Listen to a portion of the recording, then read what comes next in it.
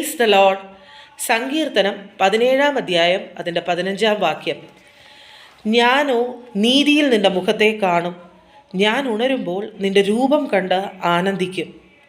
ഒരു ദിവസത്തിൻ്റെ തുടക്കം ദൈവത്തോടു കൂടെ സമയം ചെലവഴിച്ചിട്ടാവേണം എന്ന് ഈ വചനം നമ്മളെ ഓർമ്മിപ്പിക്കുന്നു. ഈ വചനത്തിൽ പറയുന്ന നീതി എന്താണ്? ഞാൻ ന്യായമായി ജീവിക്കുന്ന ഒരു മനുഷ്യനാണ് എന്ന മനുഷ്യൻ്റെ സ്വയനീതിയാണോ? റോമർക്ക് എഴുതിയ ലേഖനം 3-ാം അധ്യായം അതിൻ്റെ 10 മുതലുള്ള വാക്യങ്ങളൊന്ന് വായിച്ചു നോക്കണേ. അവിടെ പറയുന്നുണ്ട്, ഒരു മനുഷ്യൻ പോലും നീതീകരിക്കപ്പെട്ടവനല്ല, സർവരും പാപം ചെയ്ത് ദൈവ തേജസ് ഇല്ലാത്തവരായി തീർന്നു. 22-ാം വാക്യം എത്തുമ്പോൾ കൃത്യമായി ദൈവവചനം പറയുന്നു, അവൻ്റെ കൃപയാൽ ക്രിസ്തുവേശുവിലുള്ള വീണ്ടെടുപ്പ് മൂലം നമ്മൾ നീതീകരിക്കപ്പെട്ടിരിക്കുന്നു.